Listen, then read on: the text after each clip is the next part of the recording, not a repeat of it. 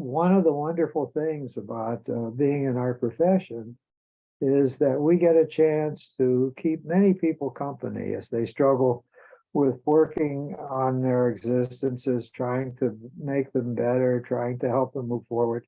And we hear so many incredible stories about so many things.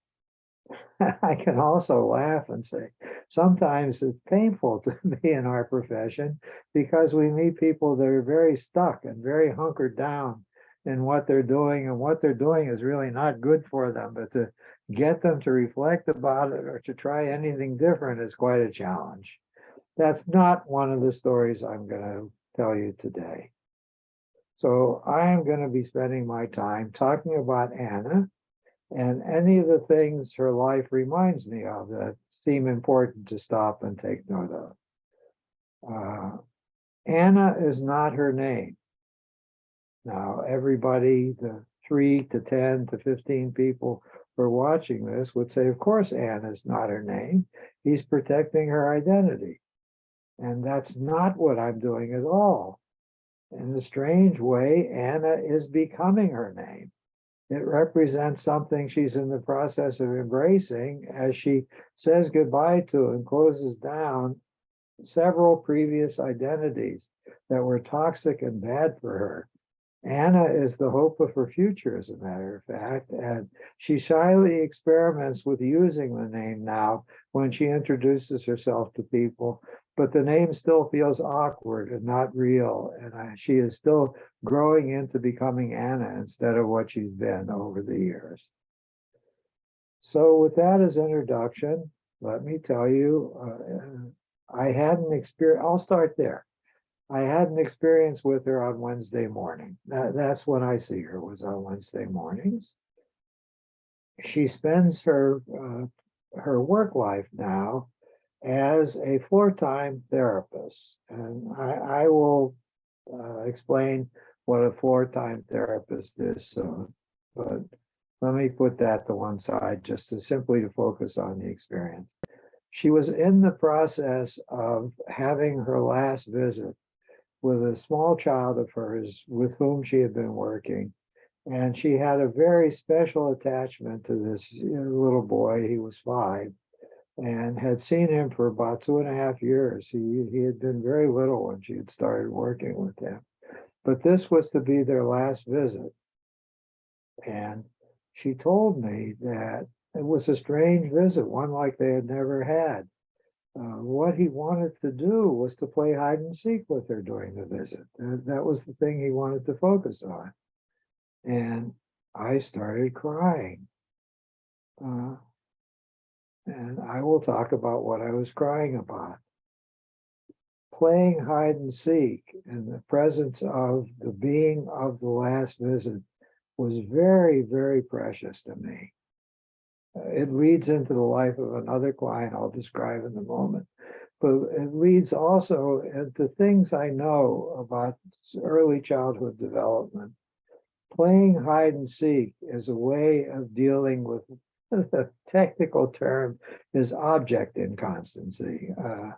When children are very, very small, if the caretaking person walks out of the room, often there is a surge of real fear that goes through the small child.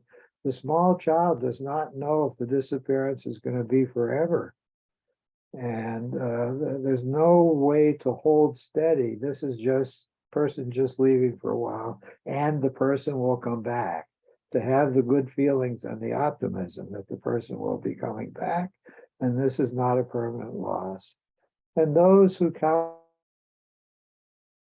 would often explain it's very helpful to play the kind of game where you hide your face and then show it again and hide it and show it again, or peek out, do peekaboo around the corner of a doorway to a small child, or when they get a little older, to play hide and seek with them, because a message is being given.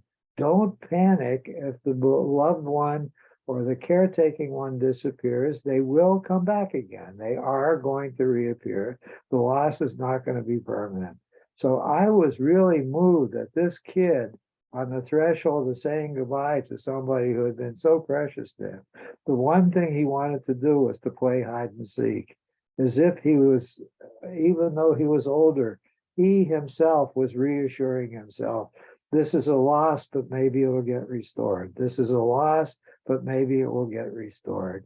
And sadly enough, I was crying because I know how precious she was to him, and I know that that loss was not going to get restored. At some point, he will have to embrace his sense of abandonment and his overwhelming sense of sadness that somebody that was quite beloved in his life is now gone and will probably be gone forever and never seen again. That's going to be hard on him. And he was trying to ward it off for a period of time by playing hide and seek with her. No, I won't go down that fork in the road. It was about another client who was 8 years old when I met him. And that's all we did for 6 months, was for him to turn off the lights in the playroom, for him to hide, and for me to go groping around the darkness, trying to find where he'd hid himself. That was our total therapeutic interaction for months. He was really playing hide and seek with me, but that's another story. I'll let that one go. We talked a lot about the child and her case and the wonderful work she had done with him. And yeah, let me talk about that. I'll continue with that story. What is a FaceTime therapist? Our culture has evolved two kinds of helpers for, quote, special needs children. These are usually recognized in most states as providing a needed service, and the state will help pay often for the services of a playtime therapist or of the other kind is the ABA therapist. So there are two kinds of therapists that exist in some number that have been trained in our culture, work for corporations that provide these in-home services to special needs kids. The kids are always estranged or limited in some way or another. And the ABA therapist or the floor time therapist, you go to the house to interact with the child and hopefully engage in behaviors that will help the child to blossom more, to move down the pathway of development, to become more effective and more age appropriate in his or her behavior. I have great hatred for the ABA movement. It's very similar to dog training. It's a strict behaviorist approach to things. You simply try and wait for the appearances of behaviors that you approve of, and you reward them. You really reward them by good boy, or by giving them a treat of some kind that you carry around in your pocket. It's strict behaviorism, and children who are quite damaged in various ways can learn and begin to mimic the behaviors asked of them. But when I've experienced the outcome, it's typically very mechanical. It is the behavior of a parrot who's been taught to say words. There's a missing genuineness about it, or an attunement really to the other person.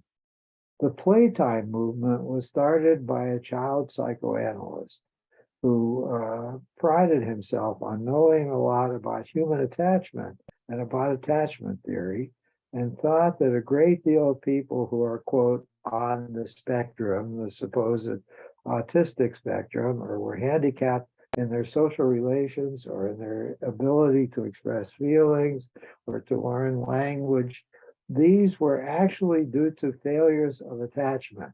They had not been attended to properly or sensitively or sufficiently when they were small, at developmental years, when they should have been growing certain skills. They were left alone too much or neglected too much, and they had to be reparented properly. So the therapy, the floor time therapy, is exactly what it's named. The therapist goes to the house, gets down on the floor with the child. So the therapist is not towering over the child. And the making of eye contact with the child is stressed. whatever's going on, the therapist keeps looking into the child's eyes while he or she is interacting with the child. And the play is always down on the floor with toys or with conversation, whatever form it goes forward. It's done on the floor with the two partners being at the same level and with big eye contact and often physical hugs and forms of physical affection being exchanged between the two people. Human warmth is being poured back into the person who is defined as the damaged person. Unfortunately, the four-time movement has never received enough public exposure. Supposedly, the go-to thing that's gone to over and over again is ABA treatment. It's what's recommended by most schools now. It's what's recommended by pediatricians. It's well known because, quote, it has empirical validity. It can be shown to change behavior. And nobody questions whether the behavior change is quite a mechanical behavior change or a heartfelt human unfolding. That issue doesn't come up. And it's very easy to teach. So you can get young people who are out of work, who have some college education, to be trained as ABA therapists and go to people's houses. They don't get paid very much, by the way. The movement was started by a professor of psychology, Ivar Lovaas, who was a very strict Pavlovian, who believed in rewards and punishments, and was attempting to apply what we know about the conditioning of various kinds of animals to the conditioning of handicapped children. And he invented the technology back in the 1950s, started a movement, started a teaching institution, and it has blossomed and is now the state of the art for that population. And I would like to blow the whole thing up.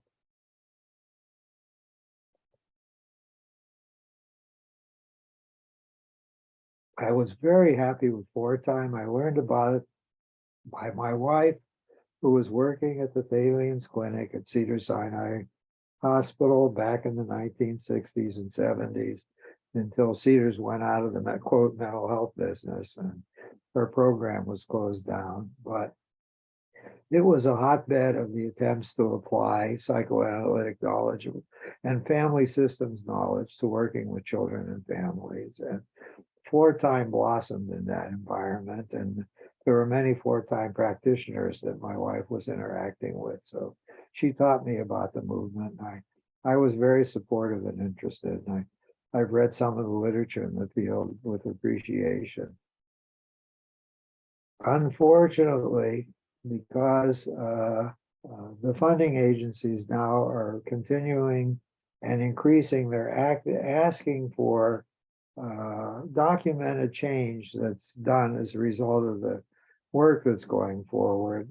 The Four-Time movement has become corrupted with some of the same kinds of ways of intervening with children as have been the only ways of intervening in the ABA movement. Why am I bringing all this up? Because, as I said, Anna, the young woman I will call Anna because she's trying on her new name, is at the present time a Four-Time therapist. That's how she came to be in the interaction she was describing to me with the little 5-year-old boy. But I'm going to back way up now to my meeting of the person who's now calling herself Anna. I was surprised. I went back into my notes and records to see how long I've been seeing her. She first came to me on 11/11/2017. I was startled. I've been interacting with her for 5 years. As I went to look it up, I thought, oh, I've probably been seeing her for a couple of years now. But it's actually been 5 years. I have seen her once a week, except for an occasional vacation or sickness, for 5 years. That startles me. Has it been worthwhile? You'll decide that. You two guys and whoever's watching this can tell me whether it's been worthwhile. I think it's not only been worthwhile, it's been incredibly exceptional, but I'm willing to stand back and say what's exceptional is her inventiveness, her courage, her willingness to learn, her desire to perfect herself, all the things that are so precious in a human being. She has it in abundance. And I think I have been providing her in some ways what some of the modern psychoanalysts would call the corrective emotional experience of the therapeutic setting and what goes on in that setting. I think I provided her a corrective experience, a really good and important one, but I don't take a lot of credit for the major achievements that mark her lifespan. I will tell you about them. When I met her, she was 23, and she is now 28, 5 years later. When I met her, she had been referred to me by a professor at a local mental health training institution. Was a faculty member, and Anna was in a class being taught by the faculty member. The faculty member was a patient of mine at the time, and she said to me that she had a student who was having a lot of trouble, trouble adjusting to the course curriculum and the workload and the culture of the institution, and she thought that the client could use some help. And she couldn't afford to pay me much of anything. Was I willing to see her? And I said, well, what seems to be the impediments? And she said, well, the girl's a foreigner. She is from a small Middle Eastern autocracy where women are hated and put down. And she's managed to leave her country, and she detoured through undergraduate work in Great Britain, in England, but she didn't like the British climate. She didn't like British culture, and she decided that she might be better off in the United States. And she didn't know what she was getting into or not, but she went to a university, and where the hell she go? She in Ohio. I forgot the name of the institution she went to. She did manage to get a student visa and a partial scholarship from a program in Ohio if she were to become an undergraduate psychology major. That's what they needed to fulfill a quota of foreign students in. And she was offered a partial scholarship, and off she went. And so she liked being in the United States. She didn't like the program there very much, but she wanted to stay in the United States. And one of the easiest and few ways fast forward was if she could go to graduate school now in psychology. They would extend her student visa, and she would have at least a few more years of residency here before she had to worry about what was next. I also learned when I heard from her on the telephone, the one thing that she was insisting upon was there was no way, under no circumstances, was she going to go back and take up her residence in the Middle East. She would not set foot in that country ever again for the rest of her life. It was no place for anybody that had any good sense to live. If it was up to her, she would drop an atomic bomb on the wipe the whole thing out of existence right now. That's how much she was sure she didn't want to go back to where she came from. So she was having trouble keeping up with the schoolwork because she didn't have good preparation as an undergraduate. And the folkways and mores of her classmates disgusted her. Many of them came from very wealthy families, And she couldn't understand their sense of entitlement and how spoiled they were and how lazy they were. They expect because they were paying private school tuition that the professors wouldn't ask a lot of them and would just pass them on and give them their degrees. Their behavior disgusted her. She was friends with nobody there. The only person that she liked talking to was her school teacher, who herself was an immigrant from Chile, teaching. So the two of them had something in common. They bonded with each other. She would go and hang out with the school teacher at many of her office hours, and they would just talk about life and what it was like trying to adapt to American culture and what they honored about American culture and what they discussed with them about American culture. So I agreed to see her for $25 a visit. And I found out to my comfort, she not only had a partial scholarship, but she applied for and got the rest of her academic expenses paid for by the education department in her country of origin. They were happy to fund the advanced education of any of their citizenry on the assumption that the citizens would come back with the knowledge gained at foreign universities and nourish the evolving culture in the homeland with the education they had received abroad. If she didn't go back within a period of time, she would be forced to start making payments on that as if it were a loan, just as if she had a student loan from an American institution. So here she was in this country, and she began to tell me the story of how she arrived on my doorstep.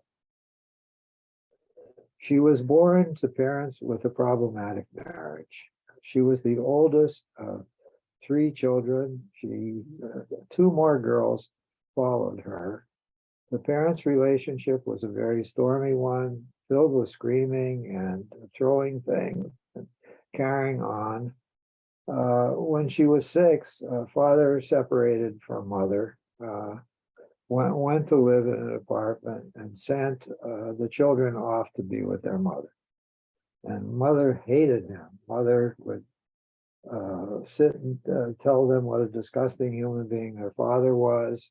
He continued to support her, and he never divorced her. I keep forgetting it's the Middle East. Instead, about 2 years after he left, when she was 7, he took a second wife, which men can do in the Middle East. So he married yet another woman, and he moved in with her.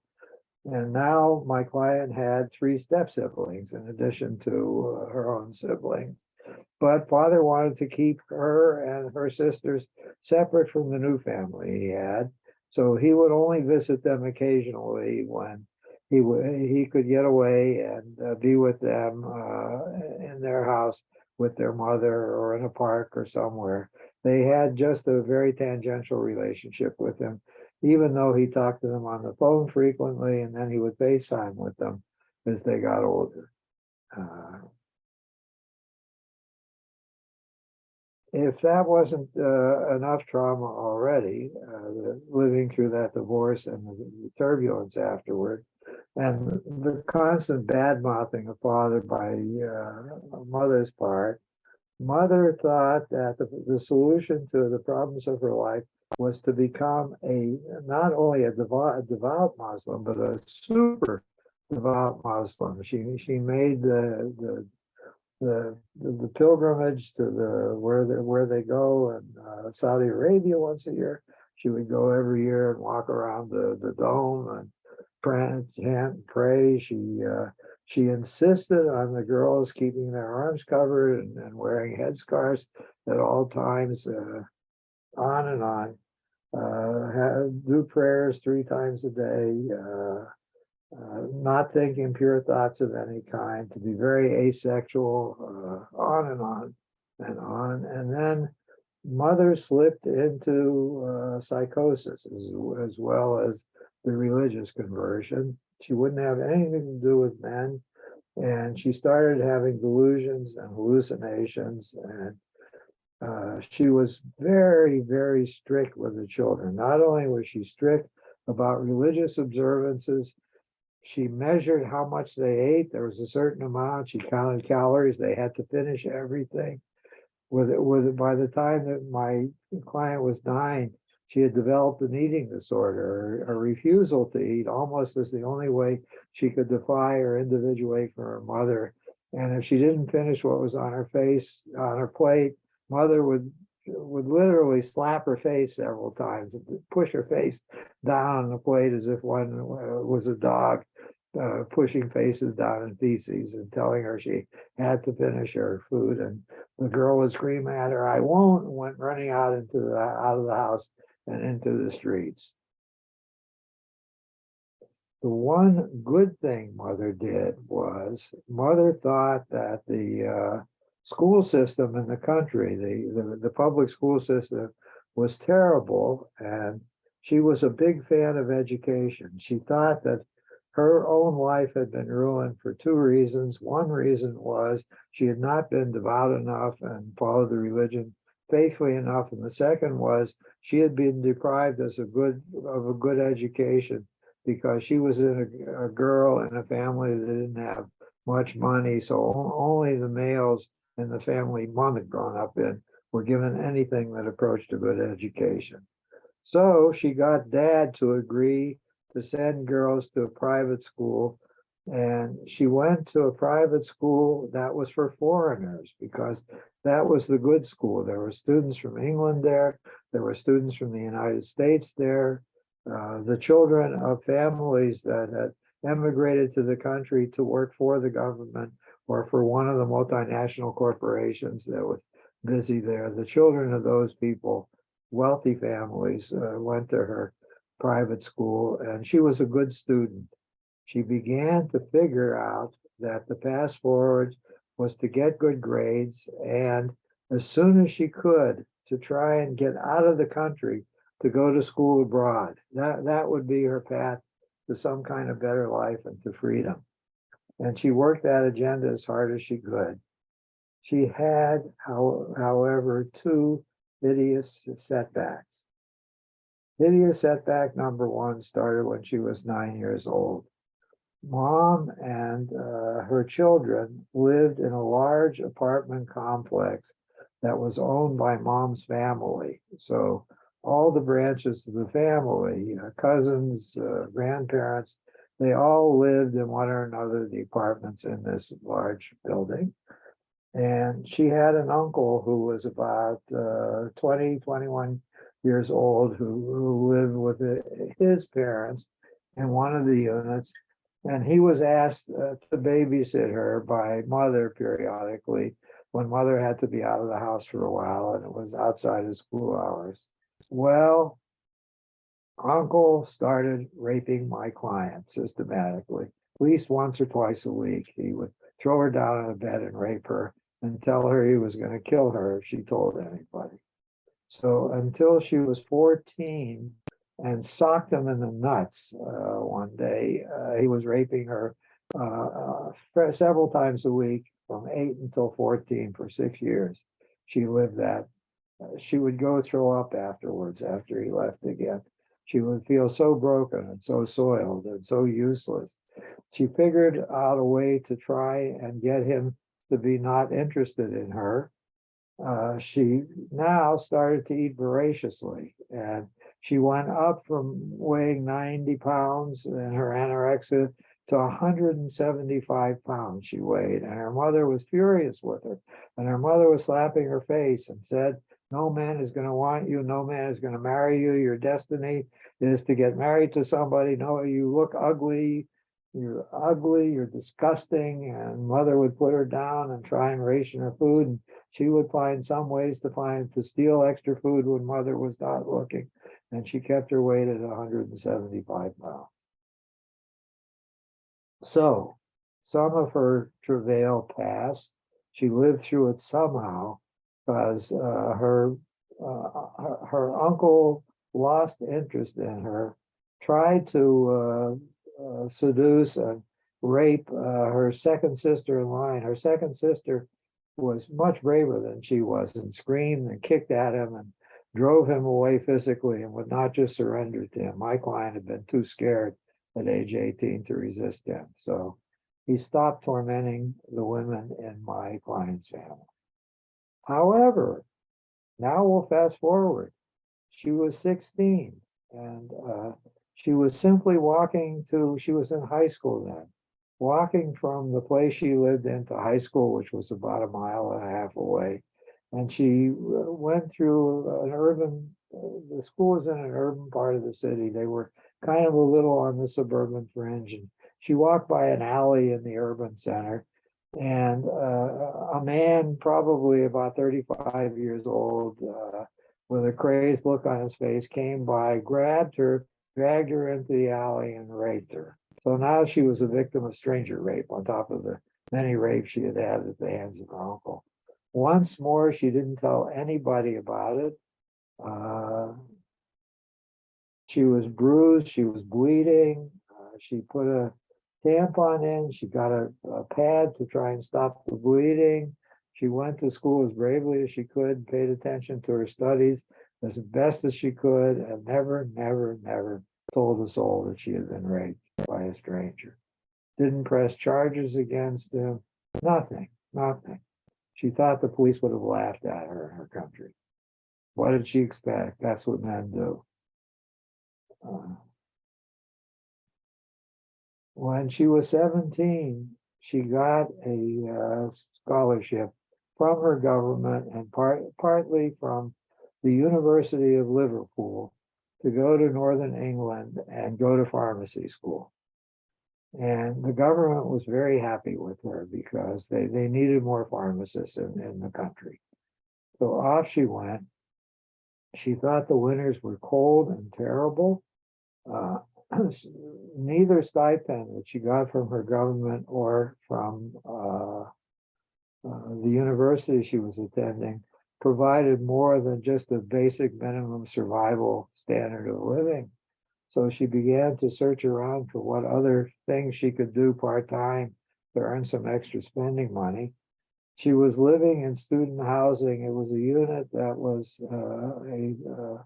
a house rented near the campus, and the bedrooms of the house were given as separate residences to students. So she had other young women who were enrolled in the pharmacy program also as her roommates.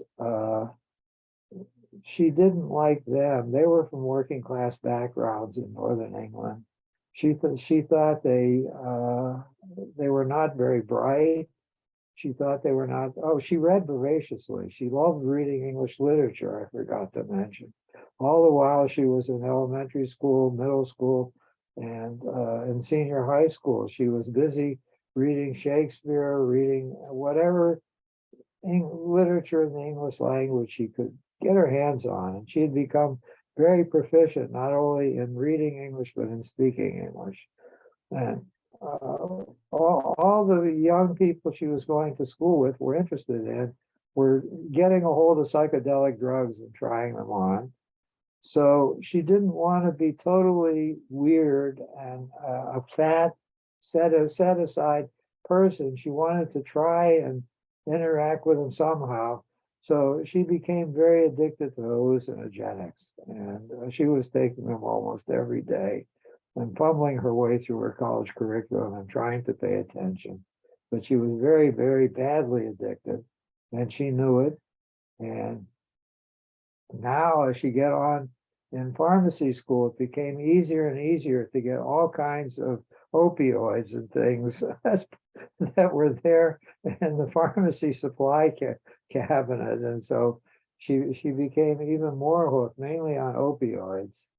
And again, to her credit, in the second year of her education, she said to herself, I'm going to die if I keep this up. And she went cold turkey and she weaned herself off all crap.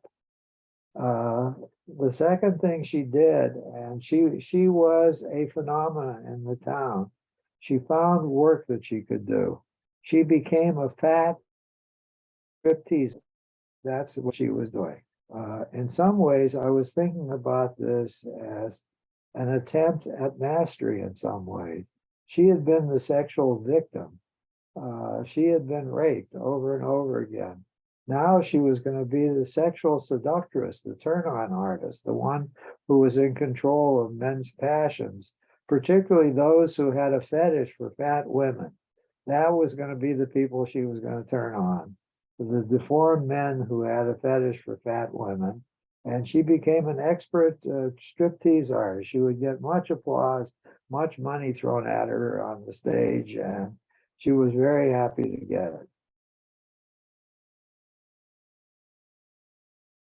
Oh, I forgot to mention, intermittently, she struggled with wanting to kill herself, which is no surprise. She had hardly anything that had any meaning or was sustaining in any way.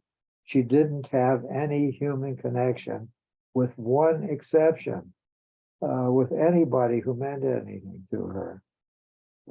Another example of resiliency and some survival capacity. While she was in middle school and in high school, Mom succeeded in getting part-time work. So she had an after-school charge.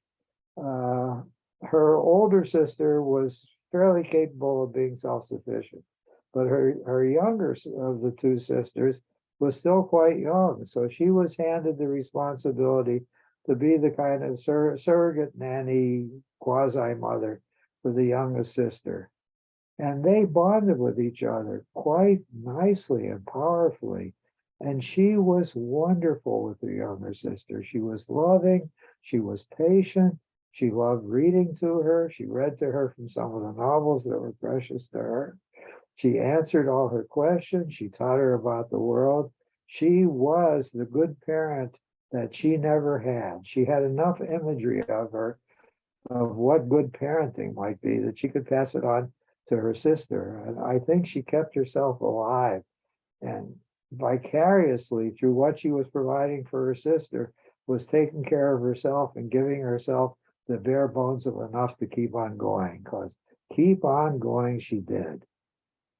By the way, of course, when she came into my life, she had a Middle Eastern, almost unpronounceable name. When she left me a message on my answering machine of who was calling me, I couldn't make any sense of what that name signified at all. It was gibberish to me. And I said, I'm returning the call made to me by somebody at this number when I returned her call, because I didn't want to garble and mispronounce her name. Oh, so she survived the 2 years in England. She did not want to go on and get a doctorate in pharmacy, which she could have done and stayed for 2 more years in England. She already could have gone to work in a British pharmacy. That life felt like it had not sufficient creativity, not sufficient social value, nor did it pay enough to be other than, again, almost desperate if she stayed behind. And she wasn't even sure she could get a green card, or the British equivalent of a green card. So that's why she had to come to the United States, and she did get a student visa at the school was in Cincinnati. I'm still forgetting the name of the university. Xavier University. It came back to me. It was a Christian school, very Catholic university, run by the Catholic Church. So she didn't like that either particularly. She had become not only disgusted with the Quran, she was the enemy of almost any religion. She was profoundly atheistic by the time she had reached England and finished high school.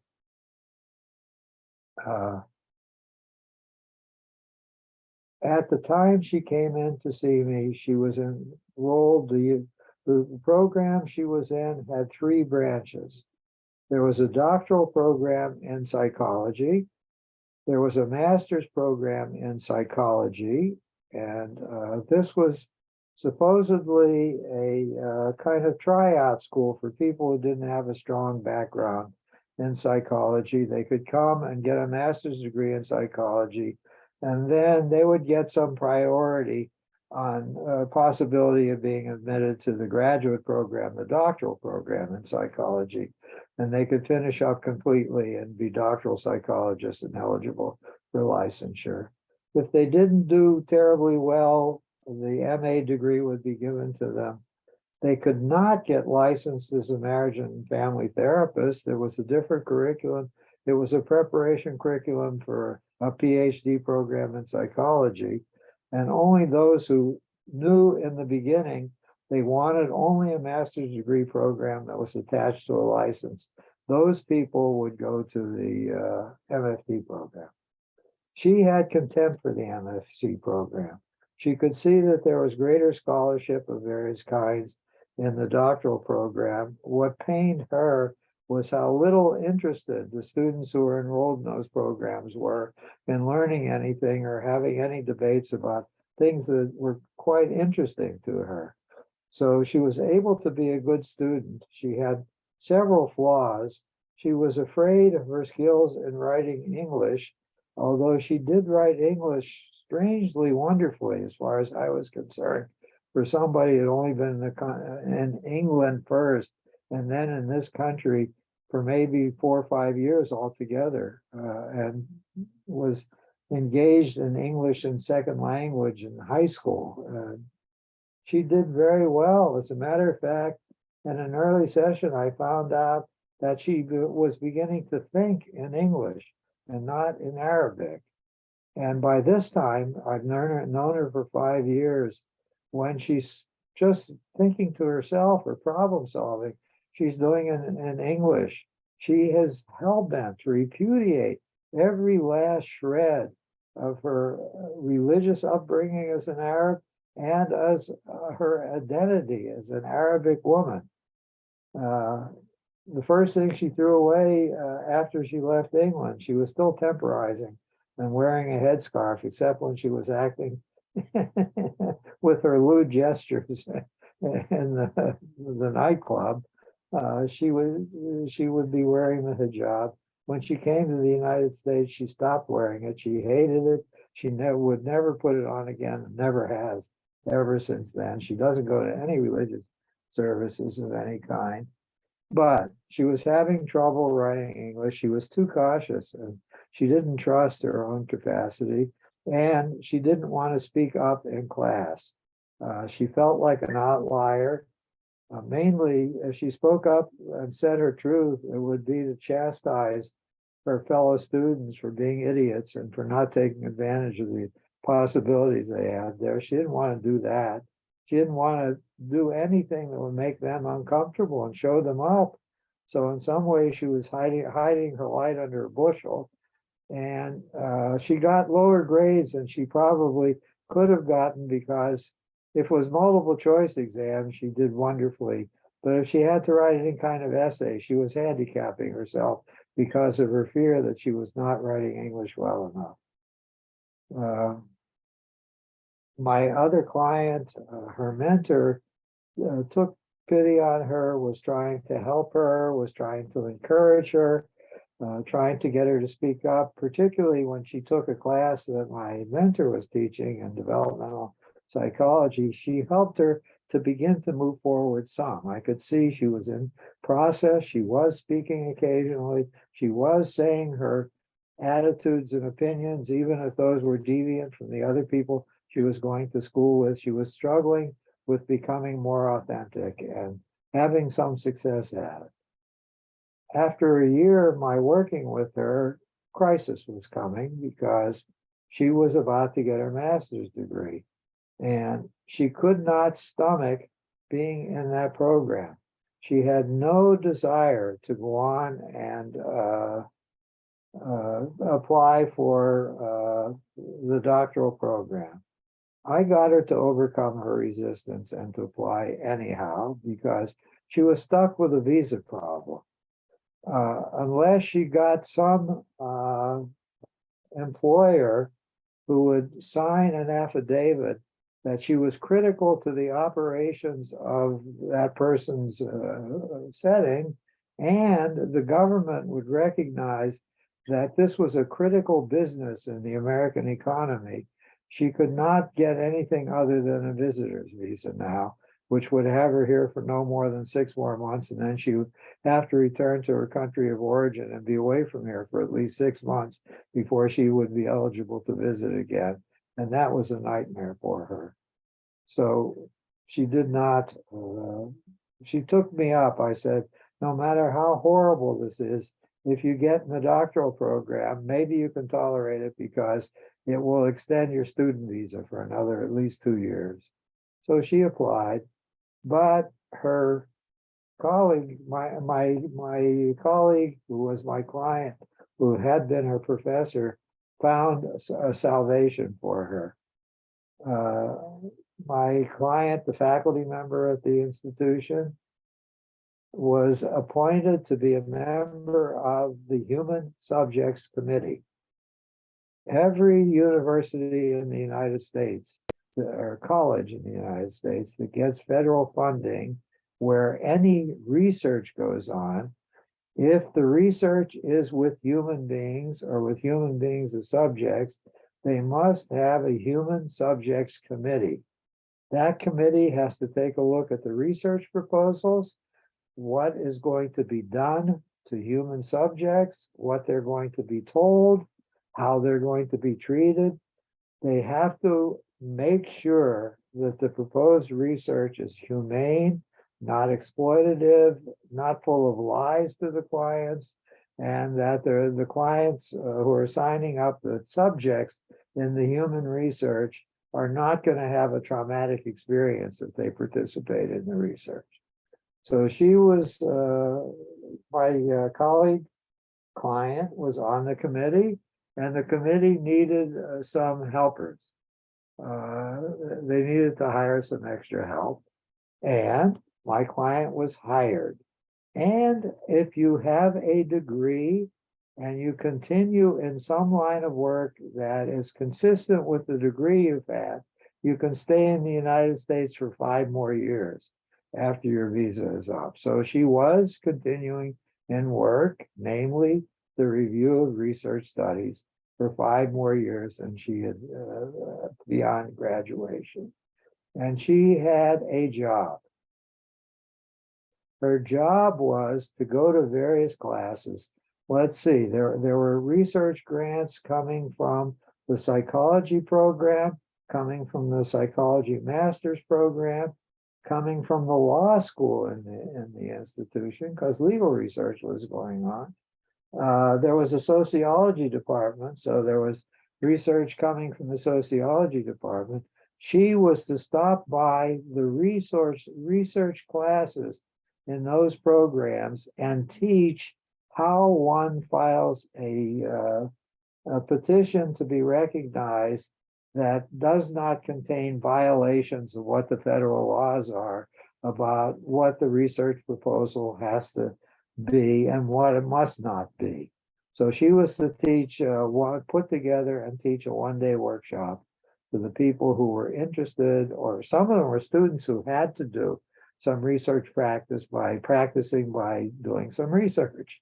And she would teach the students how to get their proposals approved.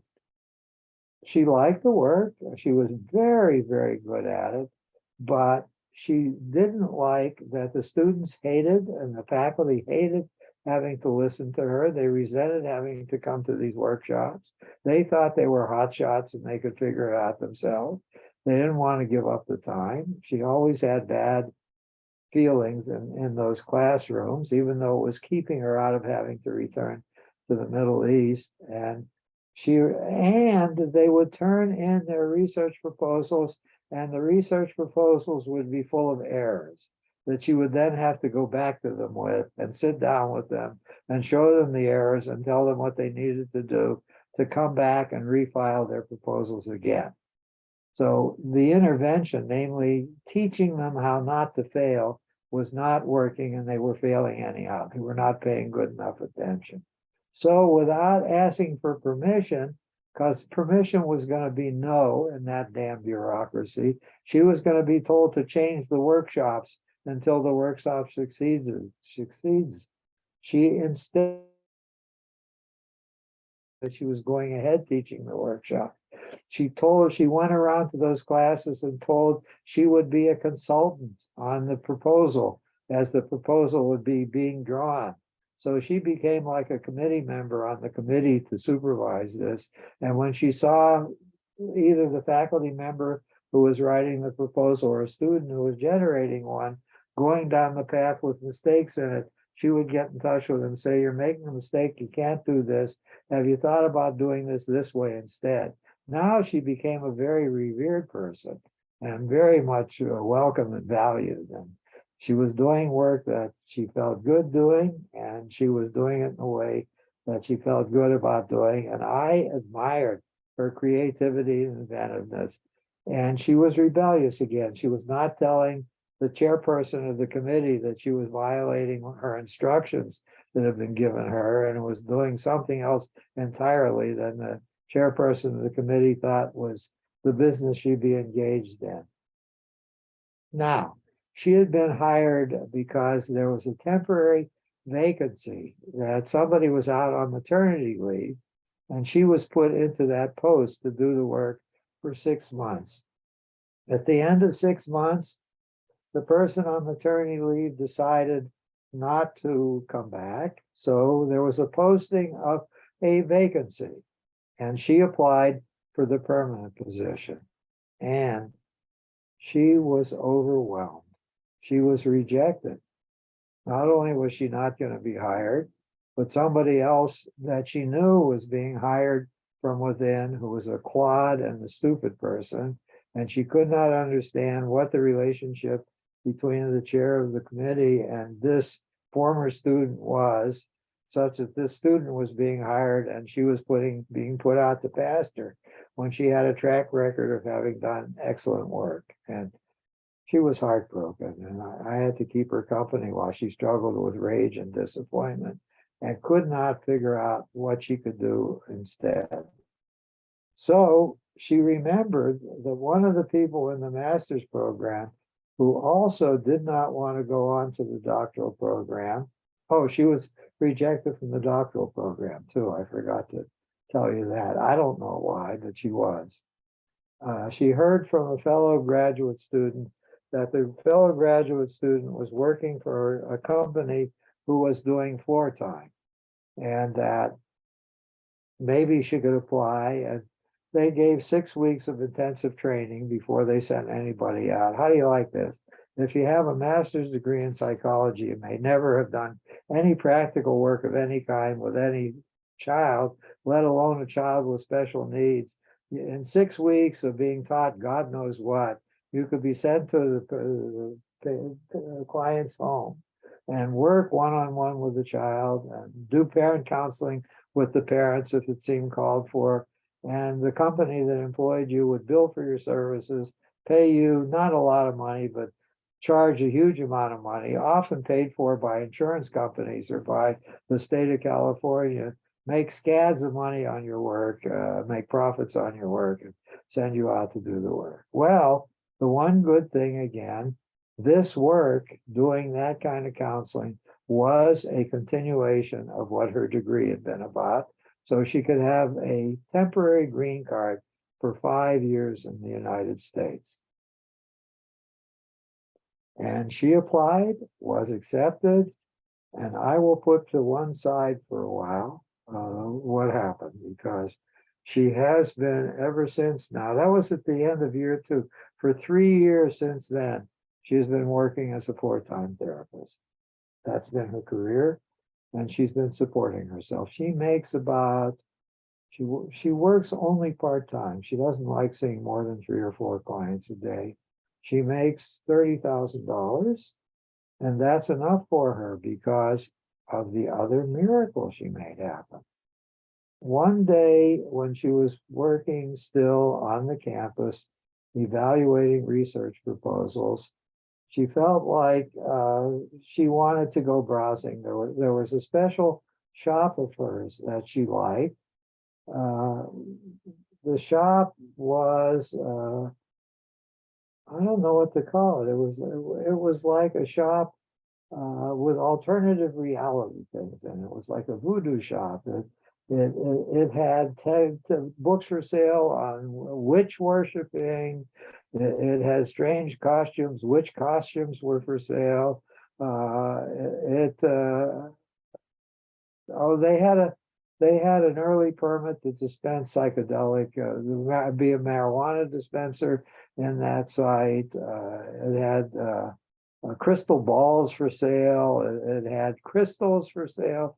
It was a kind of gift shop, alternative reality, alternative culture hangout for many people who were unhappy with life as it's lived in the United States. So she liked going by browsing and occasionally picking up some kind of trinket or another. Now, they also had a special treat in that place. There was a man in his 30s who did tarot card readings. They had a little office set up for him at the back of the shop where people could go and book appointments with him to have their tarot cards read. And just out of curiosity, since she was exploring all things, all crazy things, American, and this was a piece of some strange American culture, she decided she would have her tarot cards read. And she went in and made an appointment with him. And he seemed like a very kind and very thoughtful person. And he said things to her that felt meaningful to her. It's as if he could see into her somehow, and he could tell her things about herself, about her strengths and her good parts and what was admirable about her that he saw. And she walked away with kind of warm feelings and left the shop after that. Much to her surprise, he came running after her. And he said, "Oh, I enjoyed being with you. Would you consider seeing me outside of the shop? I'd love to go out for a cup of tea with you sometime, or just spending time talking to you." And she said, to my surprise, she said, "I don't know. I need to think about it." He said, "Well, would you give me your phone number?" And much to my surprise, I'm almost falling out of my chair while she's telling me this. She gave him her phone number. This is a person that couldn't stand thinking about sex. She wanted to have nothing to do with sex. She wanted no close relationships with men whatsoever. And here is a man who shows up, and she's at least opening the door a crack. So I tried to support her. I said, "That was admirable. He seemed pleasant enough." I said, "Yes." I said, "Could you be brave? I don't think he's a rapist. I'm pretty sure from how you describe what your interactions with him are, the odds that he's going to take advantage of you, harm you, rip something off from you, or do something terrible to you are not very great. I'd love it if you take that chance because your professor has moved away. She went back to Chile. You have practically nobody to talk to. You don't like any of the other people who work for the company you work with. I must be the only person that you can relax into talking about things that matter with, and you don't have anything that I would call a real friend out there. Maybe the guy is capable of being a friend. I'd like to believe there is such a possibility. And I don't want to convict him of being a scumbag without any data whatsoever. So if he gets in touch with you, go see him in a public place. He said, have a cup of tea with him. Have a cup of tea with him. Go there separately. He'll be in a public place. He's not going to rape you in a public place. And tell him you want to leave and go home again in your own car. And you don't want him following you. And see if he understands. So she did. And they had a pleasant experience. He told her about his life, that he hates mainstream culture too. He's forced to do a day job. He's a massage therapist that doesn't feel too terrible to him. He seems to be giving pleasure to some people and in a way that feels reasonably honorable. He doesn't make much. He makes about $40,000 a year, he said, and he barely can keep body and soul together, but it's enough for him. And he likes his clients. He meets interesting people, and he loves playing with tarot cards. It gives him a chance to be creative, to try and be intuitive about the people he's talking to. And so his life is okay. At the present time, he feels comfortable. He doesn't need to achieve big things. He doesn't need to make a lot of money. She liked listening to him. And he said, "You seem very cautious about being with me." And she screwed her courage up. And of all things, she told him about being raped by her uncle and about the rape out of the alley. And other than me, this was the first human being she had ever said a word to about this tormented part of her past. And he started crying when he listened to her. He was genuinely moved by the horror that she had locked up in him. And she was touched by his crying, and they started to see each other regularly. And he said to her one day, I think I would like to live with you. Would you have the courage to live with me? And much to my surprise, in the fourth year of my knowing him, they started to live together. And then he said, I would like you to be my wife. He's in his late 30s, I think. He's about 10 years older than she is. She said, I may never have sex with you. He said, that's okay. I can masturbate. You are delightful to me. I like the way your mind works. I like talking to you. I like having you around. And I'd be perfectly prepared if that's the best you can do to live a sexless life with you. I'll masturbate. I won't even be unfaithful to you if that would be a problem for you. I'll be devoted to you and to you and have a sexless marriage. And much to our surprise, they got married and she became a married woman. Now she got rid of her last name. She got rid of her Arabic last name, and consistent with American tradition, she started going with her Arabic first name and his last name. God, I'm full of so much I want to talk about. This is taking me longer than I thought. I'll continue with their relationship. What is wonderful is they're legally married. So now they have applied for permanent residency status because she's married to an American. And she found out he had been not only rebellious about the culture, he had been rebellious in ways that were partly self-destructive. He had not paid any income taxes for the last 5 years. And she found out that one of the things he has to do is be current in his tax liabilities if he's applying for permanent residency status for a spouse. So she hopped on it. She's a bright woman.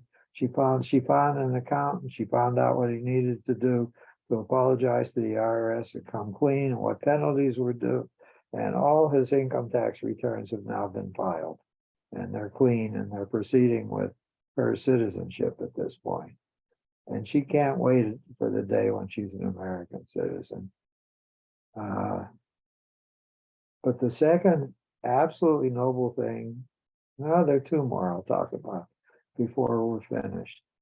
I forgot to tell you, when she came to the university she went to in the United States, for some reason at least she felt safer, and she didn't want to feel so ugly anymore and need to drive people away. So she came down to 105 pounds from 170 pounds. And since she's only about 5'2", 105 pounds is on the skinny side, but certainly she doesn't look anorexic and she's not in any physiological trouble that I know. And she is a reasonably nice looking person. She doesn't use any makeup. She doesn't want to call attention to herself. And most of the time she wears black t-shirts and black pants. So she doesn't want to wear clothing that will call attention to herself.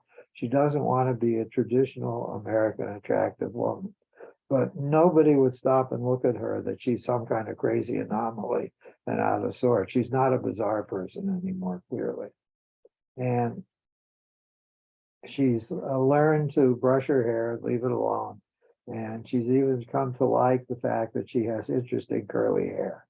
That she takes some pleasure from. She has at least one feature that she thinks is pleasant. And her husband loves her hair and loves kissing her head and running his fingers through her hair and loves giving her massages. And she'll let him touch her body in a non-sexual way. That's her go-to when she's feeling cranky. She'll take a massage from him. The second thing, there are two more things that are wonderful. The next thing that's wonderful is She said, getting from, and I said, what? She said, I don't decide what to eat anymore. I said, of course you decide what to eat anymore. What are you talking about? She said, every time it was time for a meal, I would cook for my husband. And then I would think, am I going to eat that? Or how much of that am I going to eat? Or am I going to eat something else? I had to plan what I was going to eat. I did not, and she literally meant it, I did not ever experience anything that I would call appetite. I never felt a desire to eat in any way. It was a mechanical thing I would do so I would get sick, and it would always be planned. She said, in the last month or so, I've been seeing pictures of food or looking at food when he's eating, and I started to salivate. I felt something that I think people call like hunger. And I said, please surrender to it. You've been treating your body like you're going to stay out of it, have as little to do with it as possible, not pay attention to it, and not follow its lead. Your body has wonderful wisdom. Please, it's not going to do you in. She said, I'm going to get fat. I said, no, you got fat for a purpose. Your body has no need to get fat. Your body is going to stabilize you if you'll just listen to it and add about the right weight for you. And I told her about the research that had been done at the University of Iowa Child Study Center, where they found out if you let kids eat whatever they want, whenever they want to eat it, they eat a balanced diet and they maintain a reasonable weight if nobody is lecturing to them about what they should be eating and what portion size they should have. She too should surrender to the song of her body, I said to her. The other wonderful thing that happened is she said to him one day, what is sex like?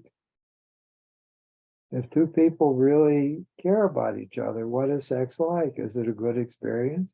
He said, yes, it can be a very delightful, good experience. She said, maybe I could try it, see what it's like. So she gritted her teeth and she lay there in great discomfort, and she allowed him to touch her with his hands, and then after a while to insert his penis and to mount her and to pump himself back and forth until he has an orgasm. And he said, that is what men typically go through. I have no idea what the experience was like for you. So she said, well, I was tense and I think it was a little bit uncomfortable, but it wasn't horrible. I'd be willing to do that again. I think it probably is something that you would like, and I could show you I care about you by allowing that to happen. So she started being sexual with him periodically to make goodness for him, not because it was anything she had interest in. And then again, much to her surprise, she began to experience her body, and she began to experience being aroused and sexual interest and sexual responsiveness. And she's learning to be a fuller and fuller partner of his. That's a work very much wonderfully in progress. And if you told me this 2-3 years ago, I would have told you you were crazy. There's no way she's going to get there. But somehow, with his kindness, his tenderness, and his sweet responsiveness to her, whatever she is accomplishing and whatever is happening in our therapy together, she's continuing to unfold and reclaim the lost parts of herself. So my last comment today, and there's one more thing I want to talk about, two more things. I want to talk about her in more detail next week.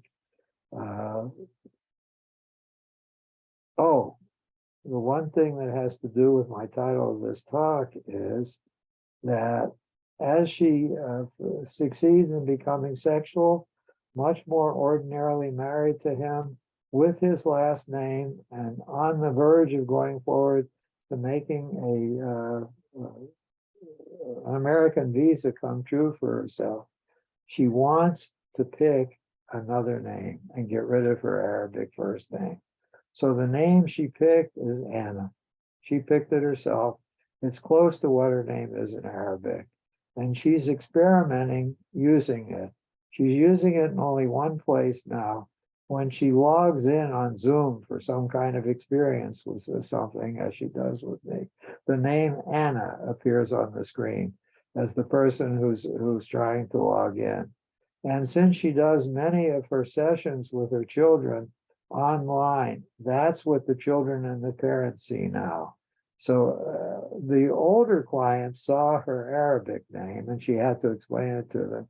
Her newer clients that she's taking on now see what I think is going to remain her American name. And she is going to become fully Anna to everybody she knows.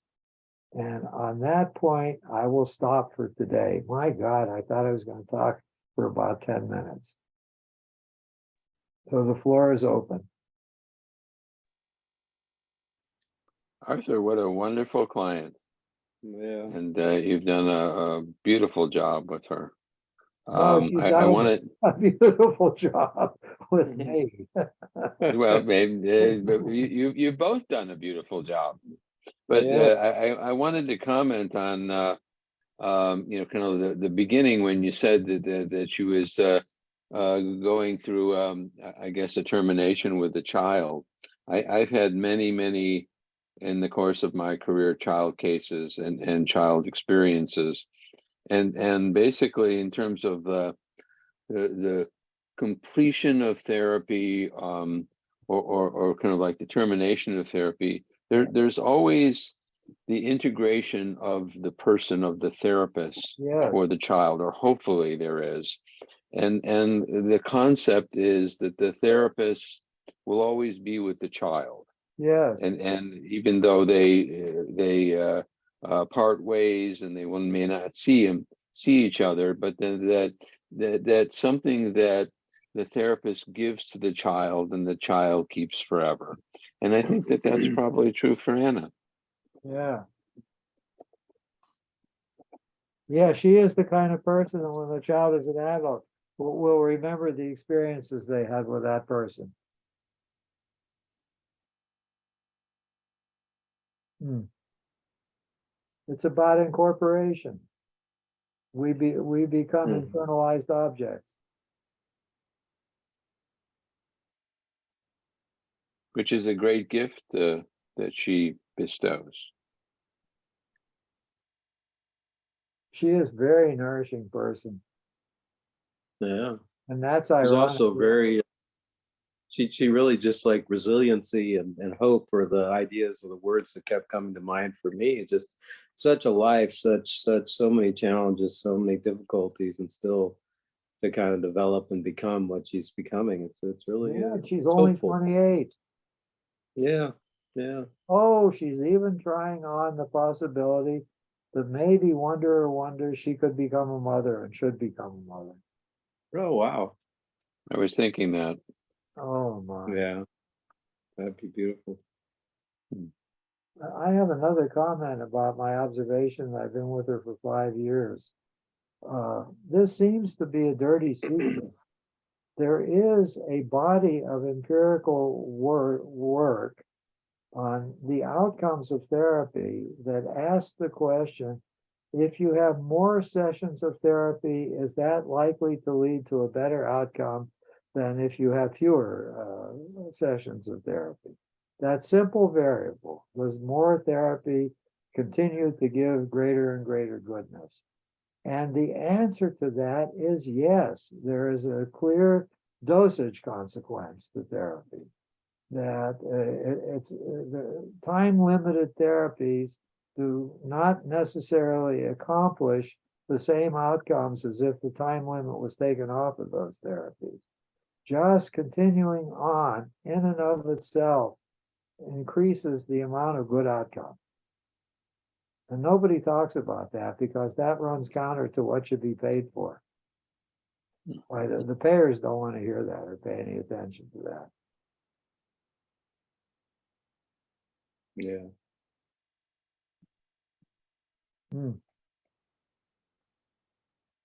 I think the best solution to the question of how much therapy should somebody be given or offered should not be something that is decided by insurance companies, by governmental agencies or even by the therapist? That's a question that should be decided by the client. Therapist can argue. If the therapist thinks, oh my God, you're running away from something, this is what I think you ought to be dealing with, that's fine. You can make a case that the client should go on, but you should not decide. You've had enough therapy, now goodbye. Or this is hopeless, I shouldn't keep seeing you because nothing is happening here that's worthwhile. Maybe the client is thinking something is happening there that hasn't even been talked about with you that's worthwhile. Let the client lead. Oh, that's my mantra for next week. That's what I've learned from her. Let the client lead. I'll tell you how she works with her little children. Hmm.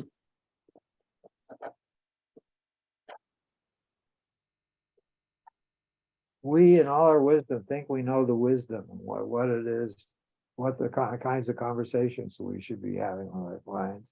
But to tell you the truth, we don't nearly know as well as they do. Now, it's often hard to get them to talk about the things that matters. That's certainly we just muttering to ourselves about what the hell is going to be the agenda here. But if we can get them to talk freely, they will know wisely and powerfully what it is they need to talk about.